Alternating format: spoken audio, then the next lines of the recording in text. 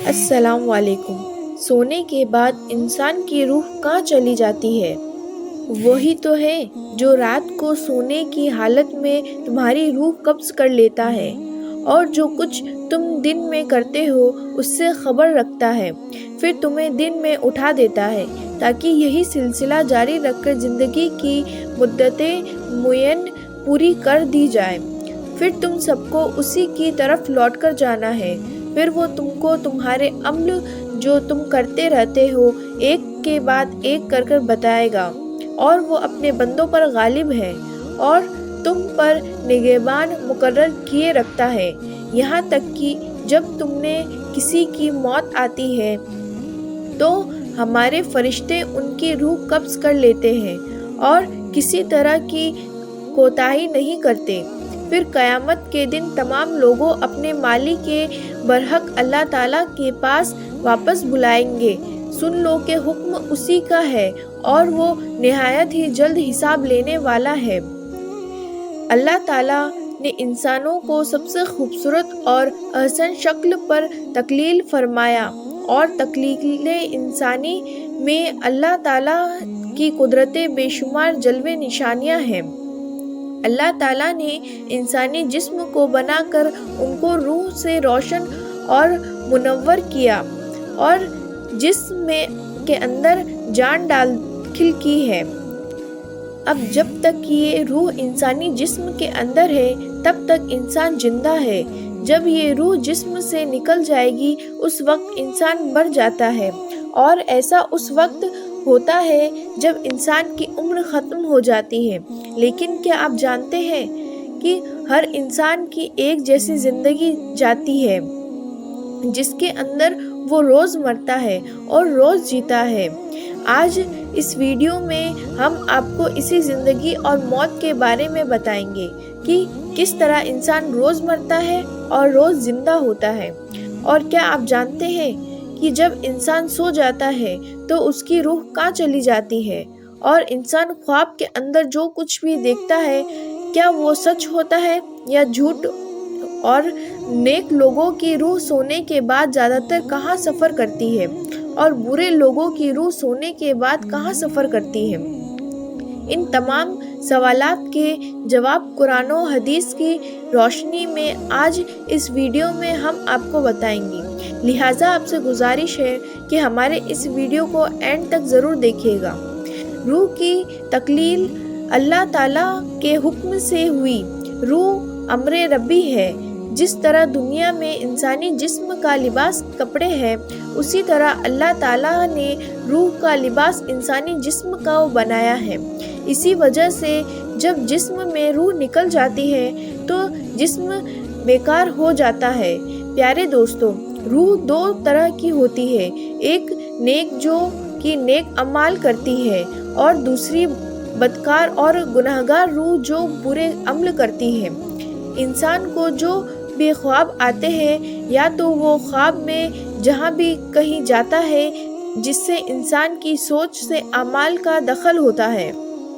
اگر نیک روح ہو تو اس کو خواب میں بھی نیک لوگ آتے ہیں اور ان کو خواب کے اندر نیک لوگوں کی زیارت ہوتی ہے، جیسے کہ حضور اکرم حضور صلی اللہ علیہ وسلم کا دیدار ہونا، یا صحابہ اکرام کا یا اولیاء اکرام کا زیارت ہونا نصیب ہوتا ہے۔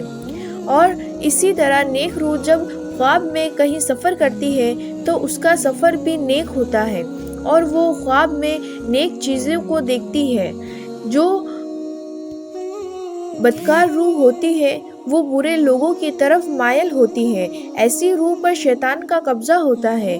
ایسے لوگوں کو جو بھی خواب آتے ہیں وہ شیطانی ہوتے ہیں، اور ایسے لوگ خواب میں قابل قبول نہیں ہوتے۔ جب انسان سو جاتا ہے تو اس کی روح جسم سے نکال دی جاتی ہے اور سیر کرتی رہتی ہے، لیکن اس کا تعلق جسم سے نہیں ٹوٹتا، اس کا تعلق جسم سے باقی رہتا ہے۔ روح بہت طاقتور ہوتی ہے۔ اگر یہ روح اللہ تبارک تعالیٰ کی عبادت کرنے اور اس کے ذکر کے ذریعے اس کا قرب حاصل کر لے تو روح کے پاس اتنی طاقت ہوتی ہے کہ وہ اپنے جسم کو جہاں چاہے اڑا کر لے جا سکتی ہے، اور یہ معاملہ انسان کی پاکیزگی اور نیک اعمال پر منحصر ہوتا ہے۔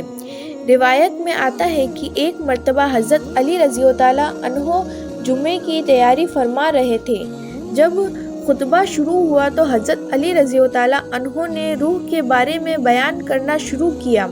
اسی دوران ایک شخص کھڑا ہوا اور آپ حضور صلی اللہ علیہ وسلم سے پوچھنے لگا کہ اے علی، مرتبہ شیر خدا رضی اللہ تعالیٰ عنہ، جب انسان سو جاتا ہے تو انسان کی روح کہاں چلی جاتی ہے؟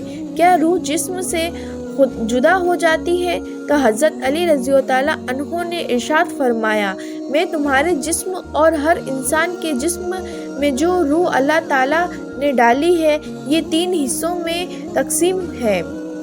روح کا پہلا حصہ انسان کے جسم میں ہی رہتا ہے اور روح کا دوسرا حصہ انسان کے وجود سے باہر یعنی اعمال مذکر میں جا کر اس کو دیکھ رہا ہوتا ہے، اور روح کا تیسرا حصہ یعنی انسان کے جسم سے اس وقت جدا ہوتا ہے جب انسان سو جاتا ہے اور انسان نیک اور اللہ تبارک تعالیٰ کے فرمانبردار ہو تو اس کی روح ایسے اعمال میں چلی جاتی ہے جہاں اللہ تعالیٰ نے جنات اور انسانی روح کے میناب میں ایک راستہ بنایا جاتا ہے۔ یہ نیک روح جب اس مقام پر پہنچ جاتی ہے تو اس وقت انسان کو خواب میں آنے لگتے ہیں اور وہاں یہ نیک روح وہ سب کچھ دیکھتی ہے جو آگے دنیا میں ہونے والا ہے۔ اور اگر انسان گناہگار اور اللہ تبارک تعالیٰ کا نافرمان ہو تو ایسے انسان کی روح اس کے جسم میں ہی قید ہوتی ہے اور اس کو خواب میں نیک روح کی طرف کچھ بھی نظر نہیں آتا۔ اور اگر انسان نیک اور اللہ تعالیٰ کا فرمانبردار ہوتا ہے تو اللہ تعالیٰ ایسے انسان کو ایک خاص قسم کا علم فرما دیتا ہے۔ اس علم کے اندر ایسی طاقت ہوتی ہے کہ اندر انسان اگر جب چاہے جہاں بھی جا سکتا ہے۔ لہٰذا جب انسان اللہ تعالیٰ کو راضی کر لیتا ہے، اللہ تعالیٰ انسان کی روح کو ہر طرح کی قید سے آزاد فرما دیتا ہے۔ اس وقت اللہ تعالیٰ اس کو ایک خاص علم عطا فرماتا ہے جس کے ذریعے یہ جہاں چاہے وہیں پر جا سکتا ہے۔ حقیقت یہ ہے کہ انسان کے خوابوں میں اور روح کا تعلق انسان کے اعمال کے ساتھ ہے۔ اگر انسان کی سوچ اچھی ہو تو انسان کو اچھے خواب آتے ہیں اور اگر انسان کی سوچ بری ہو تو ان کو برے خواب آتے ہیں۔ اللہ تبارک تعالیٰ سے دعا ہے کہ اللہ تعالیٰ ہمیں نیک اعمال کرنے کی توفیق عطا فرمائے اور حضور پاک حضور صلی اللہ علیہ وسلم کے بتائے راستے پر چلنے کی توفیق عطا فرمائے۔ السلام علیکم۔ اگر آپ کو یہ واقعہ پسند آیا تو پلیز سبسکرائب کیجیے اور لائک کیجیے اور زیادہ سے زیادہ شیئر کیجیے۔